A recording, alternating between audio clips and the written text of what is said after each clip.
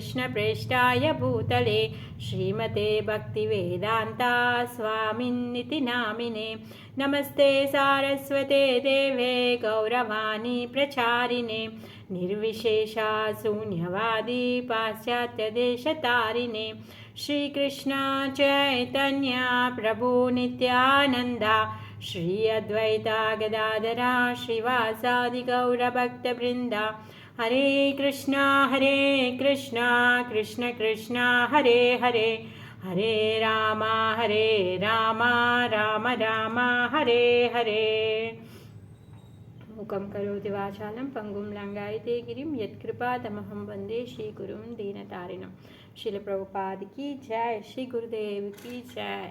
హరే కృష్ణ, అందరికీ స్వాగతం మన శ్రీకృష్ణ కథాసుధలోకి. ఈరోజు మనం చెప్పుకోబోయే కథ వృకాసురుని నుండి శివుడు రక్షింపబడుట. అయితే దీనికంటే ముందు ఒక విషయాన్ని షేర్ చేద్దాం అనేసి అనుకున్నాను. మనం అంతకుముందు ఎప్పుడైతే చెప్పుకున్నాం సుధాముడు ఇంకా కృష్ణుడు ఇద్దరు కూడా ఒకే గురుకులంలో చదువుకున్నారు అని చెప్పేసి, అయితే నేను అక్కడికే వెళ్ళాం కదా పోయిన వారం. అయితే అక్కడికి వెళ్ళిన తర్వాత వాళ్ళ గురువు మాత చెప్పినందుకు ఒక రాత్రి కట్టెలు తీసుకురావడానికి వెళ్ళి వర్షం పడుతుంది అని చెప్పేసి ఒక రాత్రి అంతా అడవిలో ఉంటారు కదా. సో ఆ ప్లేస్కి కూడా వెళ్ళామన్నమాట. దాన్ని నారాయణ ధామ్ అనేసి అంటారు. అక్కడికి వెళ్ళినప్పుడు అక్కడ ఉన్నటువంటి పూజారి చెప్పారనమాట విషయం ఏంటి అంటే, తను అడిగారు వచ్చి, సుధాముడు ఎందుకు అంత పేదరికంగా ఉన్నాడు అనేసి అడిగాడు అనమాట. అడిగితే నేను అన్నాను, సరే మీరే చెప్పండి, మీరు చెప్తే వింటాను అని చెప్పామన్నమాట. చెప్తే అప్పుడు తను చెప్తున్నారనమాట. ఏమంటున్నారు అంటే, ఏ రోజైతే ఈ కృష్ణ ఇంకా సుధామ ఇద్దరు కట్టెలు తేవడానికని వెళ్తున్నారో ఆ రోజు గురుమాత చెప్పిందో, ఆ గురుమాత పిలుస్తుందన్నమాట. పిలిచి మీరు కట్టెలు తీసుకొని రండి అని చెప్పినప్పుడు, మరి పిల్లలు కట్టెలు దోలాడడానికి వెతకడానికి వెళ్తే మరి మధ్యలో ఆకలి వేస్తుంది కదా అని చెప్పేసి, పిల్లలు తింటారు అని చెప్పేసి తను ఏం చేస్తుంది అంటే ఒక చిన్న మూట కడుతుంది అనమాట, శనిగలు, దాంట్లో పిల్లలు తింటారు అనేసి. ఆ శనిగలు మూట కట్టి అక్కడ పెడుతుంది అనమాట. అక్కడ పెడుతుంది. మరి అప్పుడే అక్కడ ఆ ఉజ్జయిని క్షేత్రంలో ఒక సిద్ధవట అని ఉందన్నమాట. అక్కడ ఉన్నటువంటి వృక్షము కల్పవృక్షంతో సమానం అనమాట. అక్కడికి వెళ్ళి మనము ఏది కోరుకుంటే అది నెరవేరుస్తుంది అనమాట. ఎవరైతే యోగా సిద్ధి కావాలి అనుకొని అక్కడ కూర్చొని తపస్సు నామజపము అలా చేస్తారో వాళ్ళకి అవి పొందుతారనమాట. ఎవరు ఏది అడిగితే అది పూర్తి చేస్తుంది అనమాట. అది ఎప్పుడో సత్యయుగంలో నుంచి ఉన్నటువంటి వటవృక్షము. పార్వతీదేవి యొక్క స్పర్శ కూడా తలిగింది, సీతమ్మ వారి స్పర్శ తలిగింది అని చెప్పేసి అక్కడ ఉన్నటువంటి స్థానికులు చెప్తూ ఉన్నారనమాట. క్షిప్రా నది తీరంలో ఉంది. ఆ సిద్ధవట్లో సాధన చేసుకునేటటువంటి ఒక ఋషి ఉన్నాడనమాట. ఆయన భృగు ఋషి. ఏదైతే మనం చెప్పుకుంటూ ఉంటామో ఆ భృగు ఋషి కాదు, ఈ ఋషి పేరు కూడా భృగు అనమాట. సో తను ఏం చేస్తూ ఉన్నాడంటే, తను భిక్షాటనకి వచ్చాడనమాట. సాందీప్ని ముని ఆశ్రమానికి వచ్చి తను అడుగుతున్నాడు అనమాట. అడిగితే అప్పుడంటే ఏమీ లేవంట. ఎందుకంటే ప్రతిరోజు కూడా గురుకులంలో ఉన్నటువంటి పిల్లలు వెళ్ళి యాచించి తీసుకొని వస్తే సాయంత్రం గురుమాత ఏదో ఒకటి వండి పెట్టేది. సో ఏమీ లేవంట. లేకపోయేసరికి ఆ భృగు ఋషి వచ్చి తను అడుగుతున్నాడు అనమాట. భిక్షాటనకు వచ్చాడు. తను అడిగితే అప్పుడు గురుమాత, అయ్యో ఏం లేదు కదా, ఏం చేయను, మరి ఉన్నవే కొన్ని శనగలు పిల్లల కోసమని తీసి పెట్టాను, ఇప్పుడు పిల్లలకి పెట్టినటువంటి శనగలు ఇప్పుడు తినికి ఇచ్చేస్తే ఎలా అనేసి తను అనుకుంటుందంట. అందుకని ఇంకా ఏమీ లేదు బాబా, నువ్వు కొంచెం సేపు అయినాక రా అనేసి చెప్తుందంట.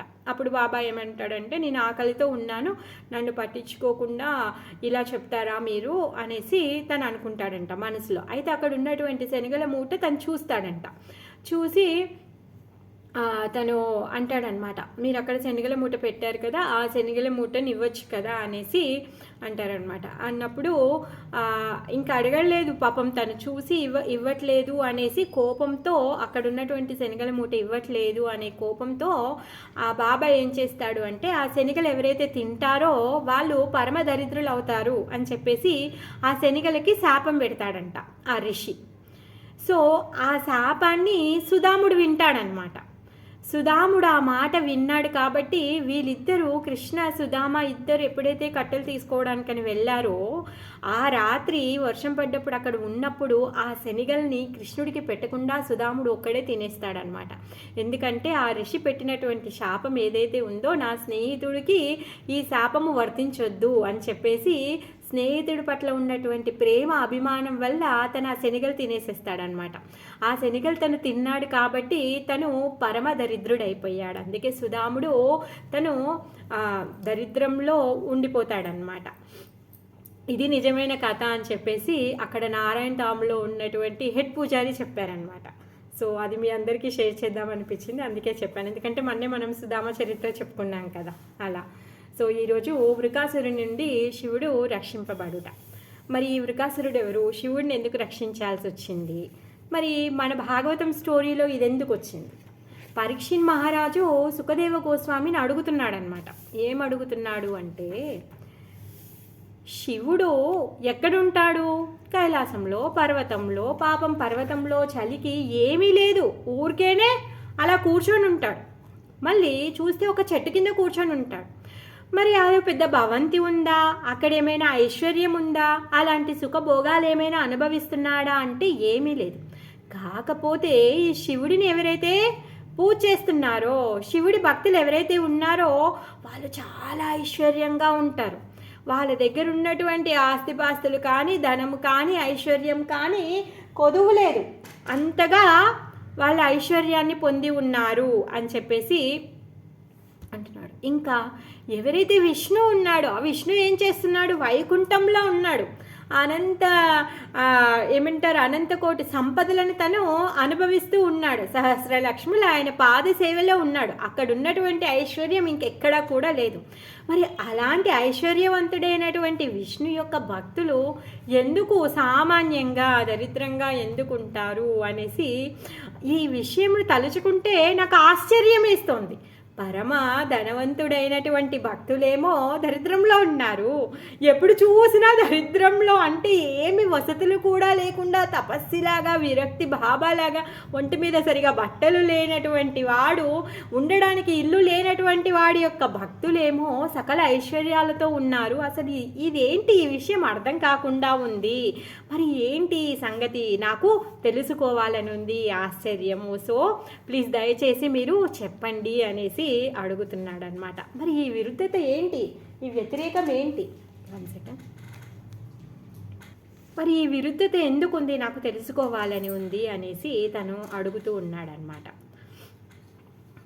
సామాన్యంగా ఉన్నవాడు పరమ ఐశ్వర్యాన్ని ఇవ్వడం ఏంటి, పరమ ఐశ్వర్యవంతుడు సామాన్యంగా దరిద్రంగా లేకపోతే నార్మల్గా ఉంటారు విష్ణు యొక్క భక్తులు, మరి ఇలా ఉండడం ఏంటి అనేసి తను అడుగుతున్నాడు అనమాట. అప్పుడు సుఖదేవ గోస్వామి చెప్తున్నారనమాట. సుఖదేవ గోస్వామి ఏమంటున్నారంటే, ఈ ప్రకృతి ఎవరైతే ఉన్నారో ఈ ప్రకృతి సాక్షాత్ పార్వతీదేవి. మరి ఈ పార్వతీదేవి శివుడి యొక్క సతి, శివుడి యొక్క పత్ని.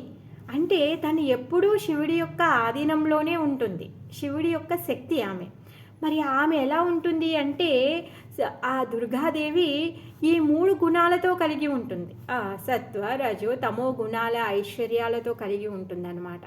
మరి ఈ సత్వ, రజో, తమో ఐశ్వర్యాలతో కలిగినటువంటి భార్యనే తను కలిగి ఉన్నాడు కాబట్టి ఆయన సకల ఐశ్వర్యానికి అధిపతి. తను ఎవరు ఏది అడిగితే తను ఇవ్వగలుగుతాడు. తన దగ్గర ఏమీ లేదు అంటే తను ఇవ్వలేడు అని అర్థం కాదు. అలా అని చెప్పి ఈ సత్వరజ తమో గుణాలు ఏవైతే ఉన్నాయో వాటికి తన అధిపతి మాత్రమే, కానీ వాటికి తను లోబడి ఉండడు. ఇప్పుడు ఇంట్లో సర్వెంట్స్ ఉన్నారండి, ఇంట్లో సర్వెంట్స్ ఉంటే ఏంటి, ఆయన చెప్పినట్టుగా ఆ సర్వెంట్స్ అన్ని అందరూ పనిచేస్తారు. అంతేకాని ఇంట్లో ఇంతమంది సర్వెంట్స్ ఉన్నారు కదా అని చెప్పి సర్వెంట్స్ చెప్పినట్టుగా ఓనర్ పనిచేస్తాడా? పనిచేయడు కదా. అలానే సాక్షాత్ పరమశివుడు కూడా ఆయన దగ్గర ఈ భౌతిక శక్తి సాక్షాత్ పార్వతీ అమ్మ ఉంది, ఇంకా ఆమె త్రిగుణాలకి అధిపతి. సో ఆ విధంగా తను కూడా త్రిగుణాలకి అధిపతి. ఆ విధంగా తను ఈ సకల ఐశ్వర్యాలని ఎవరు ఏది అడిగితే వాళ్ళకి తను ఇవ్వగలుగుతాడు అనేసి చెప్తున్నాడు అనమాట. మరి ఈ త్రిగుణాలను ఎందుకు స్వీకరించారంట? ఈ త్రిగుణాలను ఎందుకు స్వీకరించారు అంటే మన కోసం స్వీకరించాడు. తనకేం అవసరం లేదు. తను ఎవరు? సాక్షాత్తు విష్ణువు యొక్క ఏమంటారు తమోగణ రూపము తను. అంటే ఈ సృష్టిని యొక్క ప్రళయాన్ని చేయడం కోసం కాను విష్ణువు శివుడి యొక్క రూపాన్ని స్వీకరించాడు. క్షీరం యదాదది వికార విశేష యోగాత్ అంటే పాలు తోడు పెడితే పెరిగి ఏ విధంగా మారిందో ఈ సృష్టిని ప్రళయం చేయడం కోసం గాను సాక్షాత్ విష్ణు శివుడు తమోగుణానికి అధిపతి అయిన శివ రూపాన్ని తను స్వీకరించాడనమాట. మరి స్వీకరించి తను ఏం చేస్తున్నాడు? మనం ఈ భౌతిక ప్రపంచంలో ఉన్న జీవుల పట్ల కరుణని కలిగి ఉన్నాడు. వీళ్ళందరికీ కూడా కరుణించడం కోసం, వీళ్ళందరినీ కూడా ఈ దుఃఖమయ స్థితి ఏదైతే ఉందో ఈ స్థితి నుంచి బయటికి తీయడం కోసం ఈ త్రిగుణాలని తన దగ్గర పెట్టుకున్నాడు. ఈ శక్తిని తన దగ్గర పెట్టుకున్నాడు. ఈ శక్తిని తన దగ్గర పెట్టుకొని మనకు కావలసినటువంటి వసతులని, మనకు కావలసినటువంటి పరిస్థితులని, మనకు కావలసినటువంటి కోరికలు ఏవైతే మన లోపల ఉన్నాయో అవన్నింటినీ తీర్చుతూ మనకు కావలసినవి ఇస్తూ తను మనని ఉద్ధరించడానికి తను ప్రయత్నిస్తూ ఉన్నాడనమాట. ఆయన యొక్క సేవ ఈ పతిత జీవులని భగవద్ధామానికి ఉద్ధరింప చేయడమే తన యొక్క సేవ. అందుకనే ఇవన్నింటినీ కూడా తను నియంత్రిస్తూ ఉన్నాడు, కానీ తను వాటికి లోబడి ఉండడు. అయితే మరి శివుడికి ఆ రూపం ఎందుకు తీసుకున్నాడు? శివుడు శ్మశానంలోనే ఎందుకు ఉంటాడు చెప్పుకుందాం. శివుడు శ్మశానంలో ఎందుకు ఉంటున్నాడు అంటే, ఇప్పుడు మనము 3వ తరగతి పిల్లలు ఉన్నారనుకోండి, 3వ తరగతి చెప్పేటటువంటి టీచర్ ఎవరైతే ఉన్నారో వాళ్ళు వెళ్ళి చెప్తే ఆ 3వ తరగతి పిల్లలు వింటారు, అవునా? 10వ తరగతి పిల్లలు ఎవరైతే ఉన్నారో ఆ 10వ తరగతికి చదివి చెప్పేటటువంటి టీచర్ వెళ్ళి చెప్తే వింటారు. 3వ తరగతి టీచర్ చెప్తే వాళ్ళు వినరు. అలానే ఇంటర్మీడియట్ కానీ డాక్టర్ కానీ వాళ్ళకి చెప్పేటటువంటి లెక్చరర్స్ ఎవరైతే ఉన్నారో వాళ్ళు చెప్తే వాళ్ళు వింటారు. 3వ తరగతి టీచరో 10వ తరగతి టీచరో చెప్తే వాళ్ళకి అర్థం కాదు. అదేవిధంగా ఈ భౌతిక ప్రపంచంలో రజోగుణంతో తమో గుణంతో చాలా జీవులు ఉన్నాయి. భూత, ప్రేత, పిశాచ, ఢాకిని ఇలాంటి జీవులు ఎన్నో ఉన్నాయన్నమాట. మరి ఈ జీవులన్నింటినీ కూడా ఉద్ధరించాలి అంటే ఏం చెయ్యాలి?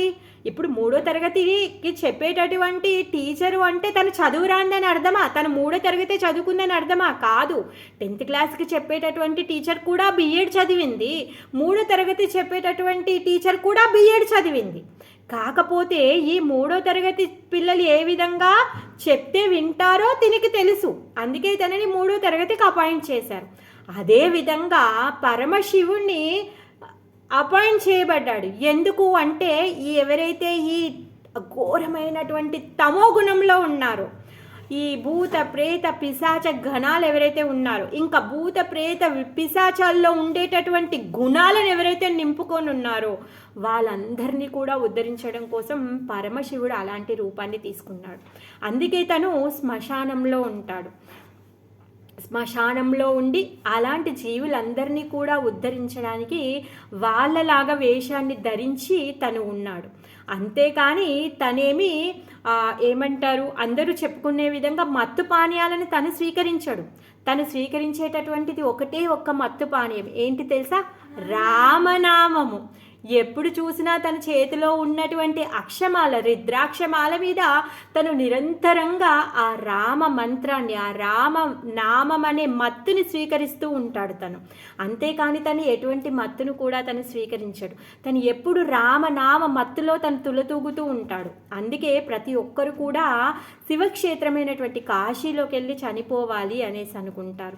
ఎక్కడైతే సాక్షాత్ పరమశివుడు ఉంటారో అక్కడ వెళ్ళి చనిపోవాలని ఎందుకు ఆశపడతారు ప్రతి జీవి అంటే, చనిపోయే ముందు ఆ పరమశివుడు వచ్చి ఆ జీవుడి చెవిలో రామ మంత్రాన్ని చెప్తారు అని చెప్పేసి.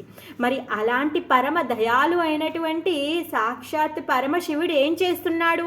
ఈ పతిత జీవులందరినీ కూడా ఉద్ధరించడం కోసంగానే తను ఆ రూపాన్ని స్వీకరించి తను శ్మశానంలో ఉంటూ ఆ బూడిదని పెట్టుకొని ఆ కపాలాలన్నీ ధరించి నేను మీలో ఒకణ్ణి అని చెప్పి వాళ్ళందరినీ కూడా భుజం తట్టి వాళ్ళని భగవంతుడి యొక్క భక్తులుగా మార్చడానికి తను అక్కడ ఉన్నాడు. అంటే సింపుల్గా తను ప్రీచింగ్ చేస్తున్నాడు వాళ్ళందరినీ కూడా భగవంతుడి యొక్క ధామానికి పంపించడం కోసం.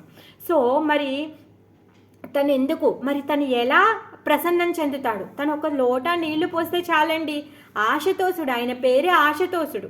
మీరు ఏది అడిగితే ఆ వరాన్ని తను కురిపించి ఇచ్చేస్తాడు. ఎందుకు ఇస్తాడు అంటే మనం ఏమనుకుంటున్నాము అంటే మనం ఉన్నటువంటి ఈ దుఃఖంలో నుంచి బయటపడడానికి ఈ మానవ శరీరం దొరికింది. కాకపోతే ఈ ఇంకా ఎక్కువగా సుఖపడాలి అని చెప్పేసి మన సుఖానికి కావలసినటువంటి సౌకర్యాలను ఇంకా ఎక్కువ సమకూర్చుకోవాలి అని చెప్పి దుర్బుద్ధి మనకు వచ్చేసింది. ఆ దుర్బుద్ధిని మరి ఎంత పిల్లోడు చెడ్డవాడైనా కానీ వాణ్ణి రక్షించుకోవాల్సిన బాధ్యత తండ్రిది అన్నట్టుగా ఆ విధంగా తను అడిగిందల్లా ఇచ్చి తనని సరిదిద్దుకోవడానికి ప్రయత్నంలోనే పరమశివుడు మనం ఏది అడిగితే తను ఇస్తూ ఉంటాడనమాట.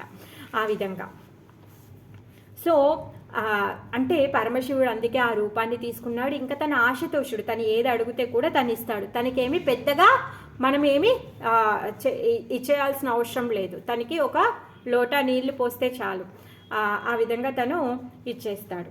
మరి అయితే ఈ 3 గుణాలు ఏవైతే ఉన్నాయో ఈ 3 గుణాలు 16 తత్వాలుగా విభజింపబడ్డాయి అన్నమాట. ఈ 16 తత్వాలు ఏంటి అంటే అహంకారము, మనస్సు, తర్వాత 10 ఇంద్రియాలు, తర్వాత పంచభూతాలు అన్నమాట.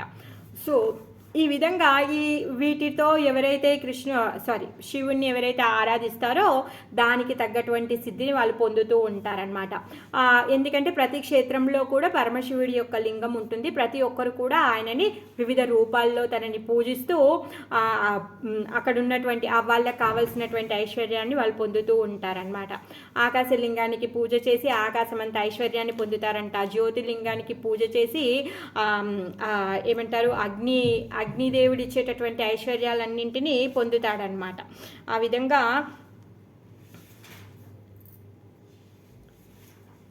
మరి ఎలా పొందుతున్నారు ఈ ఐశ్వర్యం అంతా ఏంటి అంటే భౌతికమైనటువంటి ఐశ్వర్యం. ప్రభుపాదుల వారు చెప్తున్నారు, ఇక్కడ ఆచార్యులు చెప్తున్నారు, శుకదేవ గోస్వామి చెప్తున్నారు. మరి ఈ భౌతికమైనటువంటి ఐశ్వర్యం ఏం చేస్తుంది అంటే మనని భౌతిక ప్రపంచంలో బంధించేస్తుంది. మరి ఇప్పుడు మనము పరమశివుడి దగ్గరికి వెళ్ళి అడిగితే తను ఇచ్చినటువంటి సంపద ఏదైతే ఉందో ఆ సంపదతో జీవుడు ఏం చేస్తున్నాడు, ఇక్కడే భౌతిక ప్రపంచంలో చిక్కుపడి ఉంటున్నాడు అనమాట. పిల్లోడు బాగా ఏడుస్తున్నాడండి, మొబైల్ కావాలి అని చెప్పేసి 2 గంటలు అయిపోయింది, 4 గంటలు అయిపోయింది, 6 గంటలు అయిపోయింది, 7 గంటలు అయిపోయింది, ఇంకా ఏడుస్తున్నాడు, వాడు ఆగట్లేదు, ఇంకా కూడా తనకి మొబైల్ ఇచ్చాము అంటే ఏంటి, తను చెడిపోతున్నాడు, తను బాగుపడడం లేదు, తన ఏడుపుని చూడలేక తల్లి ఇచ్చేస్తోంది. అలానే అమ్మ చాలా బిజీగా ఉంది, భగవంతుడికి నైవేద్యం చేయడంలోనో లేకపోతే ఏదో పనిలో తను చాలా బిజీగా ఉంది. పిల్లోడు ఏం చూశాడు, అదను చూసి తను మొబైల్ కావాలని ఏడుస్తూ ఉంటే తను ఎక్స్క్యూజ్ చేస్తూ ఉంది. మరి ఈ ఎక్స్క్యూజ్ చేయడంలో పిల్లోడు చెడిపోతున్నాడా బాగుపడుతున్నాడా? చెడిపోతున్నాడు కదా. అలానే పరమశివుడు రాముడి యొక్క ధ్యానంలో చాలా బిజీగా ఉన్నాడు.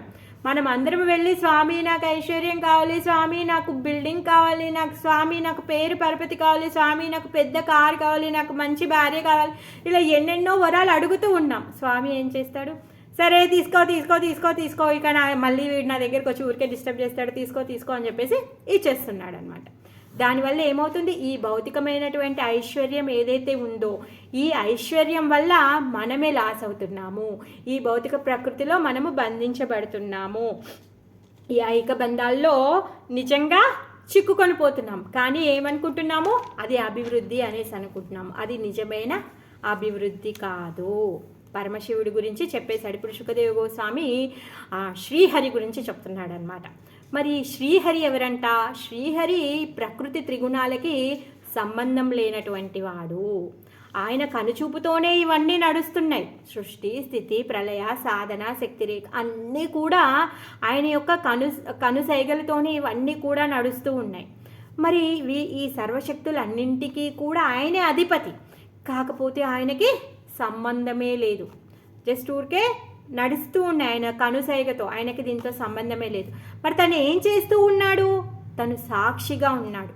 ప్రతి ఒక్కరు ఏం చేస్తున్నారు, ఏం కోరుకుంటున్నారు, ఏం చేస్తున్నారు, ప్రతి ఒక్కరి హృదయంలో పరమాత్మ రూపంలో ఉండి తను ఏం చేస్తూ ఉన్నాడు, మనం చేసేటటువంటి కార్యాలని తను సాక్షిగా నించొని చూస్తున్నాడు.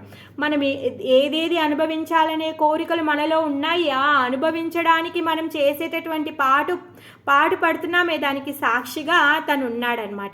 ఈ ప్రకృతి అన్నింటికి కూడా తనే అధిపతి. మరి ఇలాంటి గుణాతీతుడైన భగవంతుని ఎవరైతే అర్చిస్తారో వాళ్ళు ఏం చేస్తారు? ఈ గుణాలన్నింటికి కూడా అతీతం అవుతారు. మరి ఈ గుణాలకి లోబడినటువంటి అంటే ఈ గుణాలలో ఉన్నటువంటి కోరికల్ని కోరుతూ ఈ గుణాలకి అధిపతులైనటువంటి దేవతలు ఎవరైతే ఉన్నారో వాళ్ళని వేడుకొని పొందేటటువంటి ఐశ్వర్యాన్ని పొందితే ఇక్కడే చిక్కుకొని పోతున్నాము.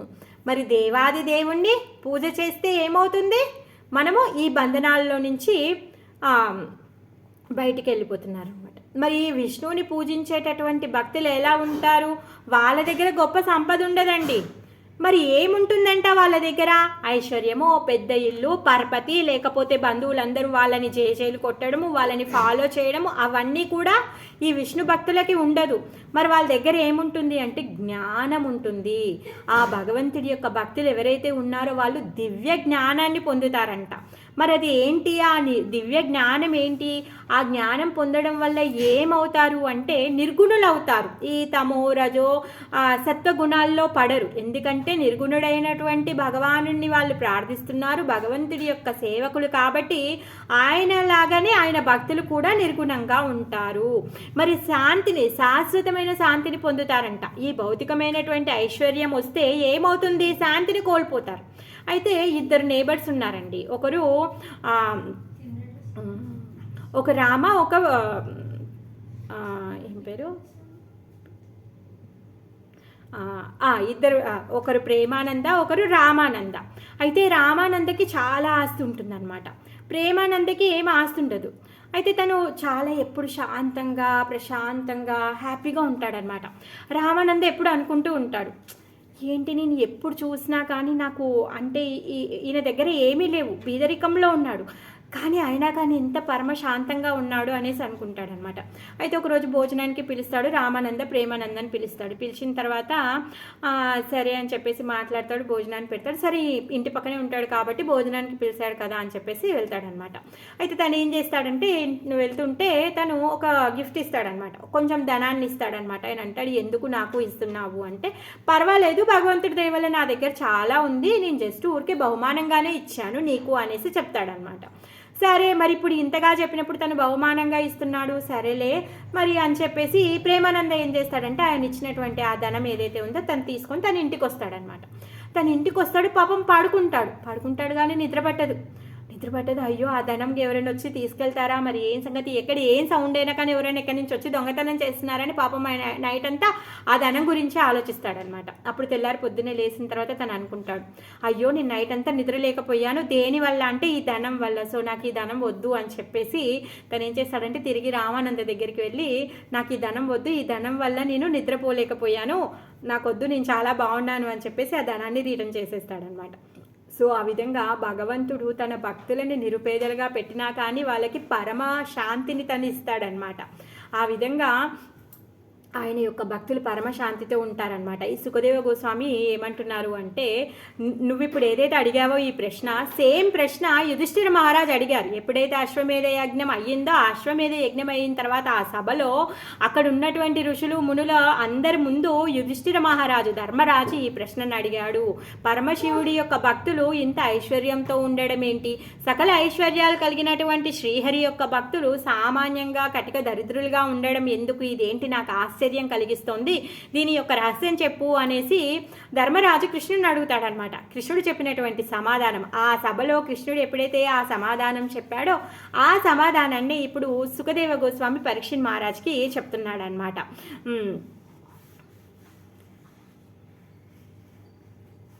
అయితే కృష్ణుడు చెప్తున్నాడనమాట, ఎవరి పట్ల అయితే నేను అనుగ్రహిస్తానో, ఇప్పుడు ఒక భక్తుడు ఉంటాడు, ఆ భక్తుడు నేనంటే చాలా ఇష్టపడుతున్నాడు, తను భక్తి చేస్తున్నాడు, మరి నేను ఎవరినైతే అనుగ్రహిస్తానో మరి అతనిని ఏం చేస్తాను అంటే ఫస్ట్ ఆయన దగ్గర ఉన్నటువంటి సంపదనంతా తీసేస్తాను. ఇదేంటి మరి విచిత్రంగా వైడ్యూరంగా లేదు, భగవంతుడు ఏమంటున్నాడు, అనుగ్రహించడం అంటే ఉన్నదాన్ని ఇంకా పెంచాలి కానీ సీదా డైరెక్ట్గా కృష్ణుడు ఏమంటున్నాడు, నేను తీసేస్తాను అని చెప్తున్నాడు. ఇక ఫస్ట్ ధనం తీసేస్తాను, తర్వాత ఈ చుట్టాలు ఎవరైతే ఉంటారో వాళ్ళందరూ కూడా ఎవరు ధనం లేదు కదా అని చెప్పేసి ఎవరు తనని లెక్క చేయరు, అలా ధనం పోయిందని ఏడుస్తాడు, బంధువులు ఎవరు లెక్క చేయట్లేరు అనేసి బాధపడతాడనమాట. మరి ఇలాంటి స్థితి వచ్చినప్పుడు తను ఏం చేస్తాడు? ఇవన్నీ ఇలాంటి స్థితి ఎవరైతే భక్తులు అనుభవిస్తారో ఈ స్థితిని వాళ్ళ యొక్క పూర్వకర్మానుసారం కాదు, అది భగవంతుడి యొక్క కృప. సామాన్యమైన మనుషులు ఇలాంటి పరిస్థితులు పొందితే వాళ్ళ యొక్క పూర్వ కర్మానుసారం. కాకపోతే భగవంతుడి యొక్క శుద్ధ భక్తులు ఎవరైతే ఉంటారో వాళ్ళు ఇలాంటి పరిస్థితులను పొందితే మాత్రం అది వాళ్ళ పట్ల ఉన్నటువంటి కృష్ణుడి యొక్క దయ అనమాట. అది కృష్ణుడు స్వయంగా వాళ్ళకి ఆ పరిస్థితిని కలిగించినటువంటిది అనమాట. మరి భక్తుడు కూడా ఏమనుకుంటాడంటే ఇది కృష్ణాస్ మెర్సీ, సో భగవంతుడి దయ వల్ల నేను ఇట్లున్నాను అనేసి అనుకుంటాడు. ఇంకా అప్పుడు ఆ స్థితిలో ఏం చేస్తాడంటే ఆ భక్తుడు తన శక్తిని, తన బుద్ధిని, తర్వాత తన మనస్సుని, తన దేహాన్ని అంతా కూడా ఎప్పుడు కృష్ణుడి యొక్క సేవలోనే పెడతాడనమాట. ఇంకా ఆయనకి సుఖము దుఃఖము అవేమీ పట్టించుకోడు. ఇంకా ఆ స్థితిలో తను చేసేది ఒకటే, ఓన్లీ కృష్ణ సర్వీస్ అనమాట. అలా ఇంకా తనేమి అంటే ఇప్పుడు నేను ఎలా ఉన్నాను, నన్ను ఎవరైనా పట్టించుకుంటున్నారా, నేను ఇది పొందాలి ఇది పొందొద్దు అలా ఏమీ ఆలోచించకుండా మొత్తము కృష్ణుడు సేవలోనే ఉంటాడనమాట. మరి అలాంటి వాడు పదవిని ఆశించడు. మరి ఇలా కాకుండా అయితే ఏంటి, ఒక ఇంటి యజమాని ఏం చేస్తాడు, తను పాట పడుతూ నేను ఇంట్లో గొప్పవాడిని అవ్వాలి, లేకపోతే ఇంట్లో ఉన్న వాళ్ళందరూ నన్ను మెచ్చుకోవాలి అని తను పాట పడతాడు. ఊరికి నేత అయితే ఏం చేస్తాడు, ఊరికి నేను గొప్ప నేతను అవ్వాలి అని పనిచేస్తాడు. దేశానికి నేత గొప్ప నేతను అవ్వాలి అని చేస్తాడు. అంటే ప్రతి ఒక్కరు చేసేటటువంటి పని ఏదైతే ఉందో తన కీర్తి పొందాలని చేస్తున్నారు, తన పదవి కోసం చేస్తున్నారు, తన యొక్క స్థితి కోసం తను చేస్తున్నారు. అలా కాకుండా భగవంతుడు దాన్ని కూడా తీసేస్తున్నాడు అనమాట. ఇంకా ఎవరు లేరు, నా ధనం నా జనం ఏమీ లేదు, ఓన్లీ కృష్ణ అంతే. సో కృష్ణుడి కోసమే తను పాట పడుతూ ఉంటాడనమాట. మరి అలాంటి వాడు ఎలాంటి పదవిని, పేరుని, ఆస్తిని ఏది కూడా తను కోరుకోడనమాట. అది ఇక్కడ ప్రభుపాదుల వరకు ఎగ్జాంపుల్ చెప్తున్నారు. ఏమంటున్నారు అంటే, ఇప్పుడు ఒక పిల్లోడు ఉన్నాడండి, చిన్న పిల్లోడు, వాడు ఇప్పుడే 2 సంవత్సరాలు నిండే 3వ సంవత్సరంకి వచ్చింది. మరి ఈ 3 సంవత్సరాల పిల్లోడు ఏం చేస్తాడు, పొద్దు నుంచి రాత్రి వరకు ఆడుకుంటూనే ఉంటాడు. మరి వాడిని తీసుకెళ్ళి 3వ సంవత్సరం వచ్చింది కదా అని చెప్పి స్కూల్లో జాయిన్ చేస్తాం. అంటే పిల్లోడంటే తండ్రికి ఇష్టం లేదని అర్థమా? కాదు కదా. ఆ పిల్లోడు బాగా చదువుకొని బాగుపడతాడని ప్రేమ కాబట్టే తను పిల్లోడిని తీసుకెళ్లి స్కూల్లో జాయిన్ చేశాడు. సో కృష్ణ కూడా అంతే. ఎవరైతే భక్తులు భగవంతుని ప్రార్థిస్తున్నారో, భగవంతుని యొక్క సేవను చేస్తున్నారో అలాంటి భక్తులకి ఇలాంటి కఠినమైన పరిస్థితులు ఎందుకు ఇస్తున్నాడు అంటే వాళ్ళ పట్ల ఆయనకు ఉన్నటువంటి ప్రేమ అది అనేసి చెప్తున్నారనమాట. సో ఏ విధంగా అయితే ఆడుకునేటువంటి పిల్లోడిని స్కూల్లో వేశాడు అంటే తండ్రికి పిల్లోడి పట్ల కోపమో ద్వేషమో అని అర్థం కాదు. ఆ పిల్లోడంటే ఇష్టం, ఇంకా బాగా తను చదువుకొని తను మంచి మర్యాదను నేర్చుకొని తను ఉన్నతమైన స్థితిని పొందాలని తండ్రి ఆశించే స్కూల్లో జాయిన్ చేస్తాడు. అలా కాకుండా ఊరికే గాలికి తిరగని పిల్లోడు అనుకున్న వాళ్ళు స్కూల్లో జాయిన్ చేయరు. అలానే కృష్ణుడు కూడా ఏం చేస్తున్నాడంటే తన భక్తులని అలాంటి పరిస్థితుల్లో పెడతాడనమాట. అది నిజమైన ప్రేమ. అలానే దేవదేవుడు కూడా ఏం చేస్తున్నాడు, అలాంటి పరిస్థితుల్లోనే తన భక్తులను పెడతాడు. ప్రహ్లాదుడు, తర్వాత ధ్రువ మహారాజు, ధర్మరాజు, సాక్షాత్ ధర్మరాజు. ఎప్పుడైతే భీష్మదేవుడు తన ప్రాణాలను వదిలేసేటప్పుడు ధర్మరాజు పంచపాండవులందరూ కలిసి వెళ్తారు. వెళ్ళినప్పుడు భీష్ముడు మాట్లాడతాడు. ఏమంటాడు అంటే, వీళ్ళు పడేటటువంటి కష్టాలకు సాక్షాత్ ధర్మరాజు, గదాధారి అయినటువంటి భీముడు, గాంధీవధారి అయినటువంటి అర్జునుడు, వీళ్ళున్నాక కష్టాలేంటి? పోనీ వీళ్ళే కాదు, వీళ్ళందరికీ సన్నిహిత స్నేహితుడైనటువంటి సాక్షాత్ దేవదేవుడైన శ్రీకృష్ణుడు ఉన్నాక ఎన్ని కష్టాలు. విషం పెట్టారు, తర్వాత నిప్పంటిచ్చారు, ధనాన్ని తీసుకున్నారు, రాజ్యం నుంచి బయటికి పంపించారు, పెళ్ళాన్ని ఈడ్చారు, ఇన్ని కష్టాలు ఎదురుపడ్డారే వాళ్ళు. రాక్షసులు వచ్చి తినడానికి ట్రై చేశారు. మరి ఇన్ని కష్టాలు వచ్చాయి అంటే ఏంటి? అది అది కర్మఫలం కాదు, అది కాలం. అంటే ఆ కాలం ఎవరు? భగవంతుడి యొక్క స్వరూపము. సాక్షాత్ భగవంతుడే ఇలాంటి పరీక్షని మీకు పెట్టాడు అని చెప్పేసి తాత మనవళ్ళకి చెప్తాడనమాట. ఆ విధంగా దేవాది దేవుడు ఎవరిపైన అయితే కృపను చూపిస్తాడో వాళ్ళకి ఇలాంటి పరీక్షని ఇస్తాడనమాట. ప్రహ్లాదుడు కానీ, ధ్రువ మహారాజు కానీ, ధర్మరాజు కానీ అలా ఇస్తాడనమాట.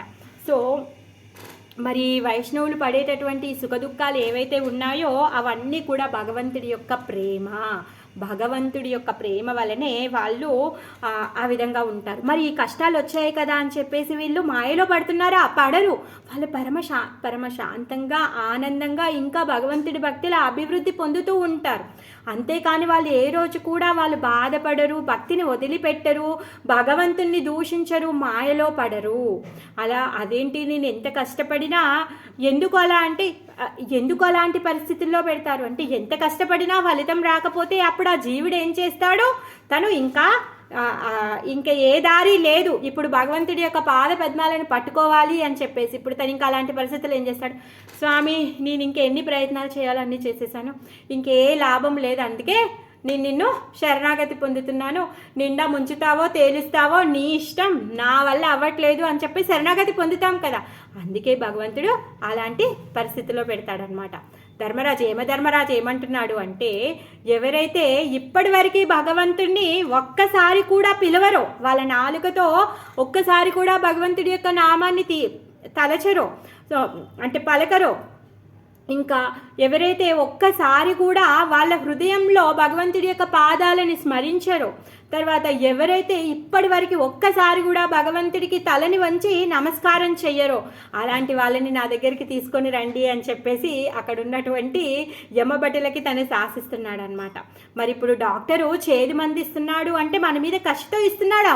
మనకు ఉన్నటువంటి రోగం తగ్గిపోవడం కోసం గాను అలాంటి చేదు మందిని ఇస్తాడనమాట.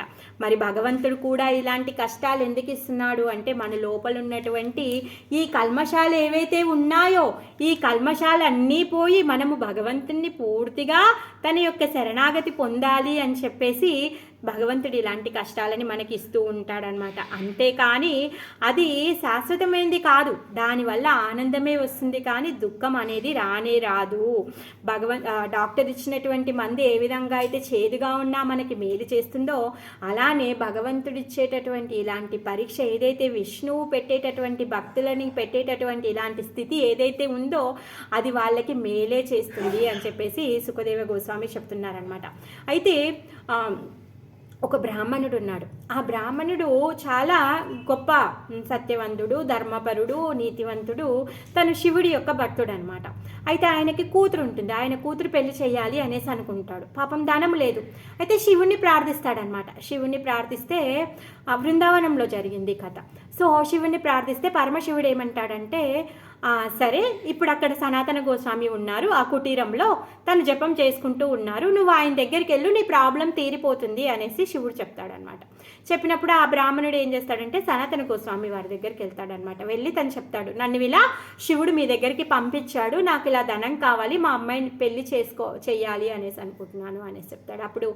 అప్పుడు అయితే సనాతన గోస్వామి దగ్గర ఒక పారస్మణి ఉంటుందన్నమాట, ఏమంటారు టచ్ స్టోన్, అది దేనికి తగిలించినా అది బంగారం అయిపోతుంది. సో అయితే అది ఎక్కడ ఉంటుందంటే చెత్తబుట్టలో ఉంటుంది అనమాట. సరే ఆ చెత్తబుట్టలో ఉంది, నువ్వు తీసుకొని వెళ్ళు అనేసి చెప్తాడనమాట. ఆ బ్రాహ్మణుడు ఏం చేస్తాడంటే తీసుకొని వెళ్తూ దారిలో తను ఆలోచిస్తూ ఉన్నాడనమాట.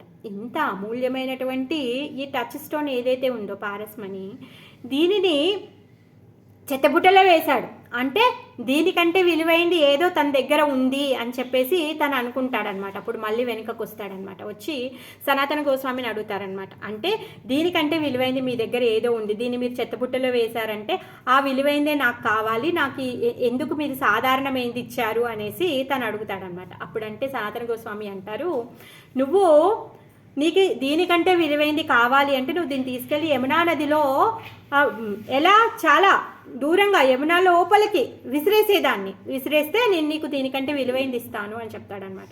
అలా బ్రాహ్మణుడు ఈ టచ్ స్టోన్ తీసుకెళ్ళి యమునాలో చాలా దూరంగా తను విసిరేస్తాడనమాట. అది మళ్ళీ తిరిగి ఒడ్డుకు రానట్టు అలా విసిరేసి తను వస్తాడనమాట. వచ్చిన తర్వాత తనకి చెప్తాడనమాట, అన్నింటికంటే విలువైంది ఏంటి అంటే హరినామం. ఆ విధంగా ఆయనకి హరే కృష్ణ మహామంత్రాన్ని తను దీక్షిస్తాడనమాట. అయితే మరి అదేంటండి హరే కృష్ణ మహామంత్రం ఎక్కడైనా పిల్ల పెళ్లి చేస్తుందా అంటే భగవంతుడు భగవద్గీతలో చెప్తున్నారు, ఎవరైతే నాకు పూర్తి శరణాగతి పొందుతారో వాళ్ళ యొక్క బాగోగులు చూసుకునే బాధ్యత నాది అని చెప్పారు. ఆ విధంగా ఆ బ్రాహ్మణుడి యొక్క అమ్మాయికి తగ్గట్టుగా తన పెళ్ళి అవన్నీ జరిగిపోతాయి. సో భగవంతుడి యొక్క భక్తి అనేది ఏంటిది అంటే భగవంతుడు తన భక్తులని తన దగ్గరికి తీసుకోవడానికి అలాంటి పరిస్థితులను పెడుతూ ఉంటాడనమాట. సో పరమదయాలు అయినటువంటి భగవానుడు ఏం చేస్తాడు అంటే ఇలాంటి పరిస్థితుల్లో పెట్టి మనకి తాత్కాలికమైనటువంటి ఆనందం కాదు, మనకి శాశ్వతమైన ఆనందాన్ని ఇవ్వడానికి, శాశ్వతమైన సుఖాన్ని ఇవ్వడం కోసం, శాశ్వతమైనటువంటి ఐశ్వర్యాన్ని ఇవ్వడం కోసమే భగవంతుడు అలాంటి పరిస్థితుల్లో పెడతారనమాట. మరి అలా కాకుండా ఈ దేవతల దగ్గరికి వెళ్ళి మనం కోరుకునేటటువంటి కోరికలు ఏం చేస్తాయి, ఇప్పుడున్నటువంటి మన ఐశ్వర్యాన్ని పెంచుతాయి కానీ అవి శాశ్వతమైన సుఖాన్ని ఇవ్వవు అని చెప్పేసి సుఖదేవ గోస్వామి పరీక్షిత్ మహారాజ్కి చెప్పారనమాట. దానిలోనే ఇంకొక స్టోరీ చెప్పారు, వృకాసురుడి యొక్క స్టోరీ చెప్పారనమాట. వృకా స్టోరీ రేపు చెప్పుకుందాం, టైం అయిపోయింది. అంటే ఏ విధంగా మన భౌతికమైన కోరికలు మనని నశింపచేస్తాయి. భగవంతుడు ముక్తినిచ్చేటటువంటి వాడు ముకుందుడు, తను జీవుడి యొక్క నిజమైన లాభాన్ని తను చేకూరుస్తాడు. సో ఆ విషయాన్ని ఈ వృకాసురుడి కథలో మనం రేపు చెప్పుకుందాం. హరే కృష్ణ. హరే కృష్ణ మాతాజీ. హరే కృష్ణ.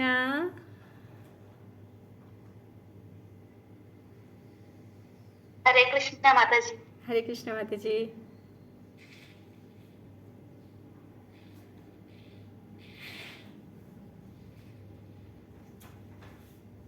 మాతాజీ వాళ్ళ క్లాస్ చాలా బాగుంది. Thank you.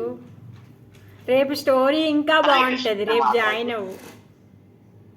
Okay Mataji. So మరి ఈరోజు స్టోరీలో నీకు ఏం అర్థమైంది?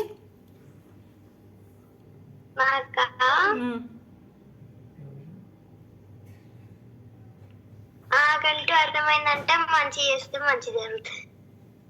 మంచి చేస్తే మంచి జరుగుతుంది, అది సింపుల్ స్లోగన్. కానీ ఈరోజు మనం శివుడు ఇంకా హరి భక్తుల గురించి చెప్పుకున్నాం కదా, దాంట్లో ఏం అర్థమైంది?